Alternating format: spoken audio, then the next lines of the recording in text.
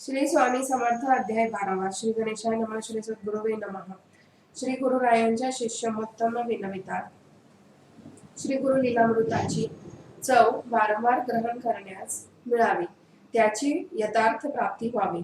ज्याप्रमाणे आपणास भूक तहान पुन्हा पुन्हा लागते, अनाधिक सेवनाने ही क्षुधा बाधा निघून जाते, तशा प्रकारे श्री गुरु लीलामृताची प्रबोध सुद्धा मला सदोदित पिण्यास द्या. ते लीलामृत श्रवणाद्वारे प्राप्त करण्याकरिता माझे मन ओढ घेत आहे. ह्या लीलांचे कथन करून आपल्या दासाला पावन करून घ्या. श्रोतागणांचेही म्हणणे पडले की अवधूत लीला ऐकण्याचा वियोग सहन होत नसून आपण कथाप्रसंग वर्णावेत. ज्याप्रमाणे पतिव्रतेला पतीचा वियोग निशभरही चालत नाही, त्याप्रमाणे श्रोत्रिय ब्रह्मनिष्ठ सद्गुरूं वाचून सप्तिष्यांची स्थिती होत असते. श्रीलीला रसग्रहण करणाऱ्यांची पूर्ण तयारी असावी, अन्यथा सत्यशास्त्राभिप्राय सहजपणे उमजत नाही. त्याकरिता कथामृत पानांवेळी चित्त त्यामधले संलग असले पाहिजे. मध्येच कुर्तर्थ काढू नये, अन्य कामांचा संपर्क राहू देऊ नये.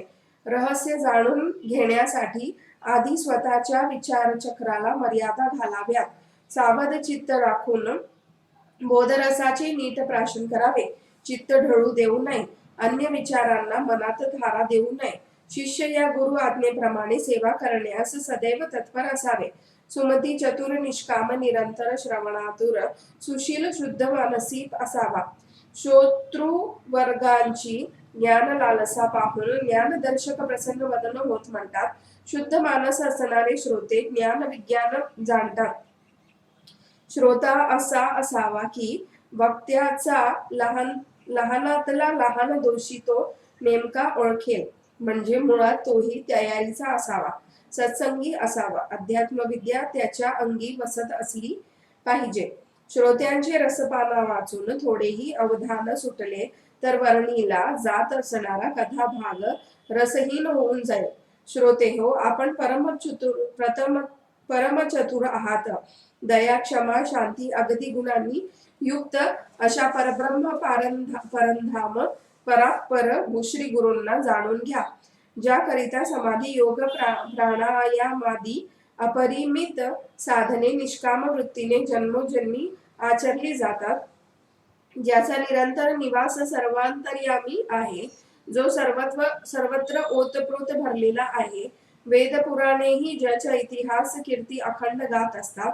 जो विश्व कुटुंब वत्सल दीन हीन पंगू अंध दुर्बळ दरिद्र रोगी दुःखी अशांच्या संरक्षणासाठी नित्यशः संचारत असतो. जो संपूर्ण विश्वाचा प्रकाश आहे, असा हा देदीप्यमान मित्र स्वच्छंद व स्वच्छंद व्यवहारी असला तरी आपल्या प्रिय भक्तांच्या तंत्राने चालतो.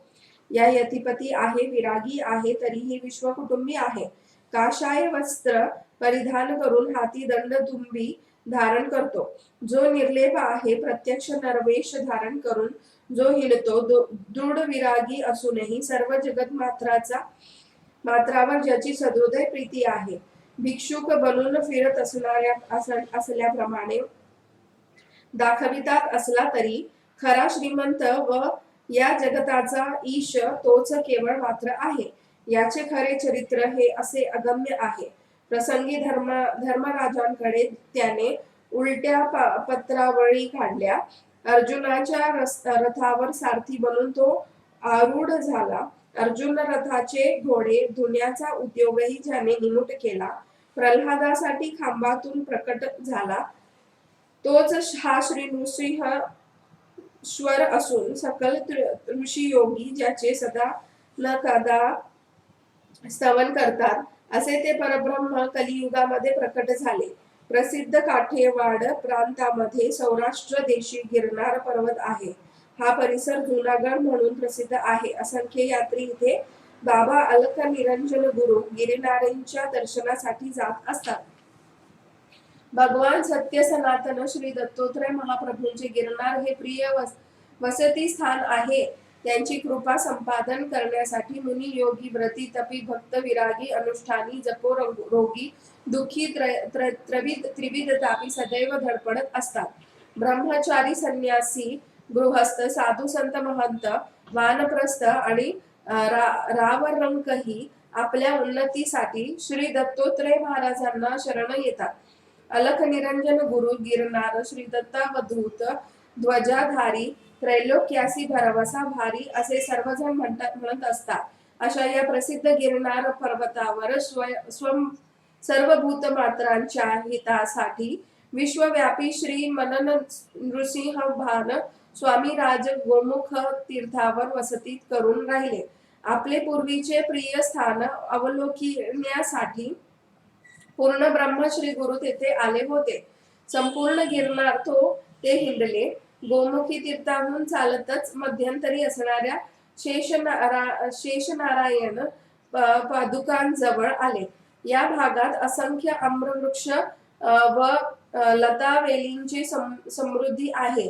तिथे विहार करून पुढे हनुमानधारी तीर्थवर दाखल झाले. इथे विरागी साधू महंतांचा मोठा फेरा असतो. या स्थानावर भक्तजनांच्या आग्रहामुळे श्री स्वामी प्रभूंचा 2 रात्री मुक्काम राहिला. उपस्थित जनांमध्ये एक गणेशपुरी नामक विरागी पांगळेही होते. त्यांनी ही श्री योगीश्वर मूर्ती पाहिली आणि श्रींना नमस्कार करण्यास ते अत्यंत उतावीळ झाले. परंतु शरीर स्थितीमुळे त्यांना जागेच हलवेना. तेव्हा अत्यंत तळमळ निर्माण झाल्याने त्यांनी श्रींची करुणा भाकिली. पंगू असल्याने आपल्यापाशी येऊन चरण दर्शन घेणं शक्य होत नसल्याने आपणच ते घडवावे असा धावा श्री त्यांनी सुरू केला. जिथे अन्न पाणी मिळवणारे माझ्याने शक्य होत नाही तिथे आपल्या दर्शनासाठी मी कसा धावू शकेल. मनुष्य वेद धारणा केल्या असला तरी आपण साक्षात दत्तोत्रय भासत आहात. श्री पुरुषाधिकांनी तुम्हाला ओळखले नसले तरी तो त्यांचा अज्ञपणा होय. मला मात्र आपली ओळख पटली आहे. आपल्या भक्तांचे हे दीन वाणे निवेदन ऐकून भक्तवत्सल्याचे हृदय दळवले. ते कृपाळू होत बनले. तुला दर्शन हवे आहे ना? डोळे मिटून इकडे ये. येताना मागे पुढे अन्य काही पाहू नकोस. आक्रोश करू नकोस. धैर्य राख. निर्भय हो. आणि आता त्वरित उठून माझ्याकडे ये. मनात कसलाही संशय न धरता वाग. हे विधान तिथे बसलेल्या काही यात्रेकरू व तट्याने वागणाऱ्या साधूंनी ऐकले. ते कुत्सितपणे बडबडू लागले. जो जन्मतः पंगू आहे असला गलित गात्र पंगू या जोगड्याने ऐकतो आहे काय? मूर्ख कुठला? कोण्या जन्मजात पांगळास सिद्धी साक्षात्कार झाली न कधी ऐकलं न पाहिलं. या कलियुगात ईश्वर रूप म्हणून साधू संत जन भूमंडळावर रात्रंदिन फिरतात. परंतु पृथ्वीवर भगवंताचा अवतार असा झाला असे होत नाही. हा कोणी पोटभर साधू असलेला असावा. परमार्थी कसा असा कोणी कोठेच नाही आणि त्याबाबत आम्हाला तरी संशय उरलेला नाही. ते निंदक साधूजन वाटेल तसे बोलत होते.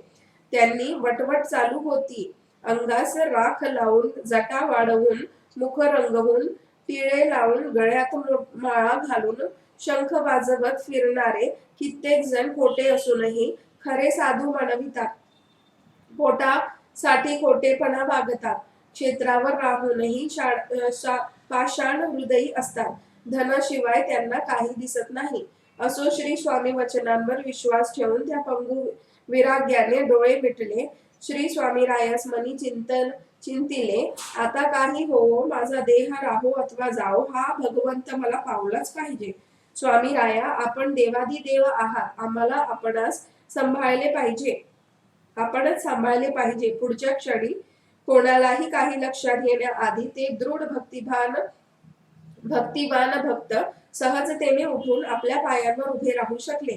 समस्त साधू ब्रह्मचारी व चमत्कार दर्शनाने आश्चर्यचकित झाले. स्वामी कृपेने निमिषार्थ पांगळेपणा गळून पडलेल्या त्या विराग्यांनी श्री स्वामी स्वरूपाचे गुणगान करण्यास आरंभ केला. हे श्री गुरु गिरिनारी विश्वेश्वरा, सर्वांचा आपल्यावरच भारी भरवसा. आपण मुख्याला वाचा बहाल करता, पंगू नि अंध आदी सर्वांचेच आपण सांभाळ करते आहात. आपल्या कृपेने माझ्यासारखा गर्भस्थ पंगू क्षणभरचा विलंबही न लावता म्हणता पर्वत पार करण्यास समर्थ झाला. हे पूर्णावतारी गुरुवर्या नरहारी, आपल्या केवळ दर्शना मात्रे हा चमत्कार घडला. कलियुगात आपण अतुल सामर्थ्य दाखविले. आपण प्रत्यक्ष परमेश्वर आहात हे निसंशय. जनमानसात पंगू अंधांची अवस्था जिवंत असूनही शवासमान असते, परंतु गिरनाराची सेवा व त्यात महापुरुषाचे दर्शन याने पंगुत्व गेले, सुदृढता आली, चालता येऊ लागले. हा प्रसंग पाहणारे दुर्जन व ढोंगी लोक चकित होऊन गेले. काही वेळापूर्वी ते महाराजांची निंदा करीत होते, आता तर हे प्रत्यक्ष परमेश्वर आहेत असे म्हणून शरणागत मुद्रेने स्वतःच्या पूर्ववतनाला दोष देऊ लागले. स्वतःच्या हातांनी ते हतभागी आपले थोबाड रंगवू लागले. हे जेव्हा म्हणजे मांसाचा इवलासा तुकडा पण असह्य बोलवून ती मनुष्यास महादुःख समुद्रात बुडवते. तिचा योग्य उपयोग न केला तर संपलेच सारे. या जिभेने महापातक केले असे म्हणून ते व्यथित जीव आपल्या जिभा शस्त्राने कापून टाकण्यास उद्युक्त झाले. त्या पश्चातापदग्ध जीवास श्रींनी मार्गदर्शन केले.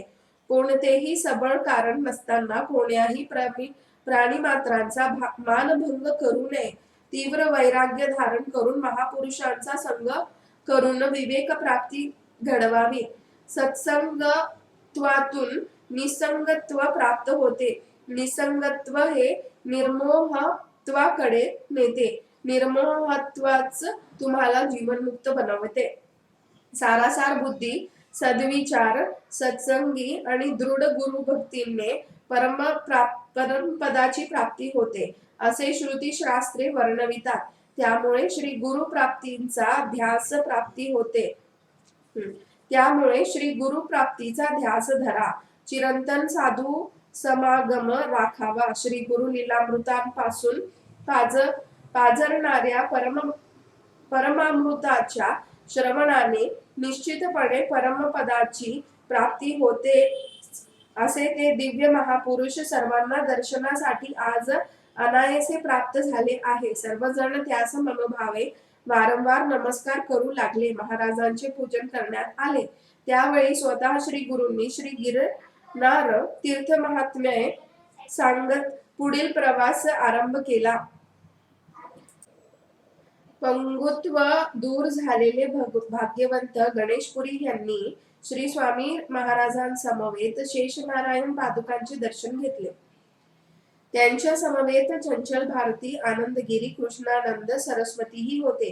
पुढे रामानंद सत्पुरुषांच्या पादुकांसन्निध सर्वजण आले.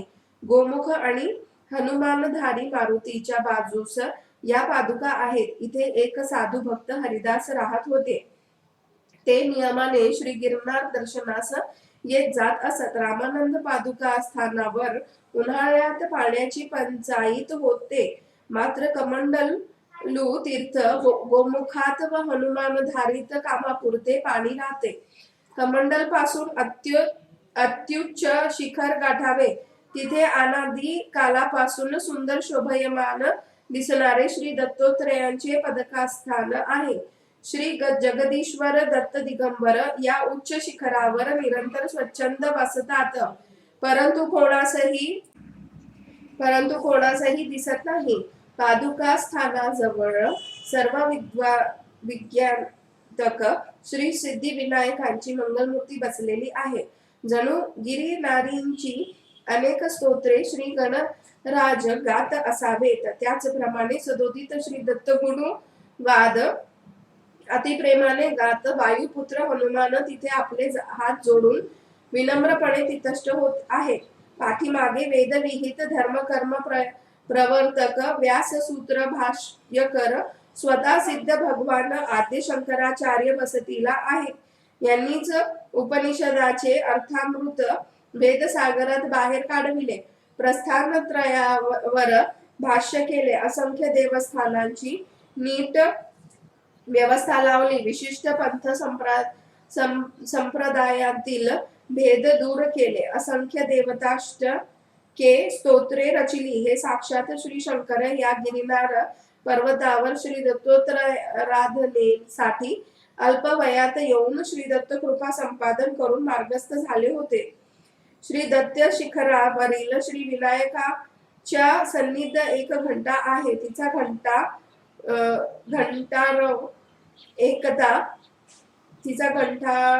एकता प्रियजनास संतोष वाटतो. श्री गुरु गिरिनारीचे शिखर दुरून महाभयंकर भासते. अत्युच्च असल्याने चढताना फार श्रम होतात, परंतु श्री गिरनार पर्वत चढता उतरताना कोणी दुःखी व मृत झालेला नाही. अतीव कष्टाने जेव्हा यात्रेकरू मुख्य शृंगावर जाऊन पोचतात तेव्हा समाधान वाटून पूर्ण श्रम परिहार होतो. सनातन धर्म वृक्षाचे बीज अतिगहन आहे. ऋषी योगी सज्जन भक्त हे त्या महान धर्माचे सन्माननीय प्रतीक असतात. या अखिल सज्जनांचे जीवन श्री दत्तात्रेय महाराजांच्या चिंतनातच व्यतीत होते.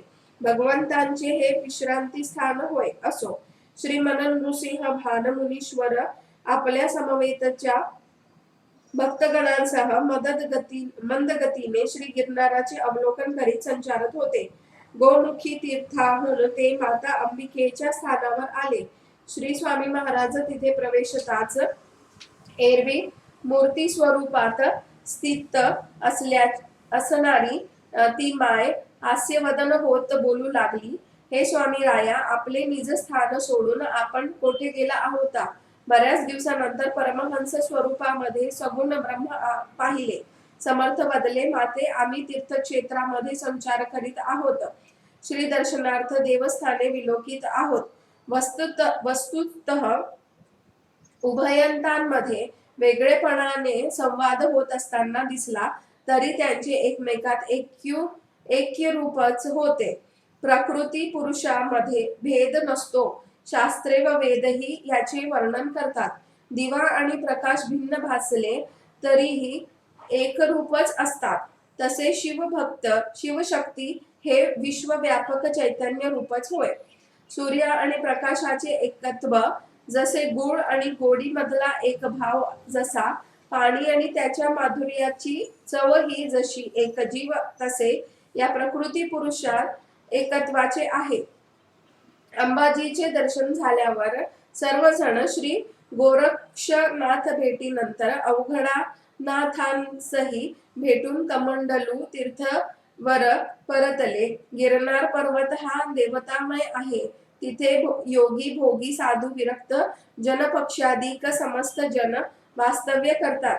वनौषधी व वृक्षराजांनी हा देव पर्वत भरपूर सजलेला आहे.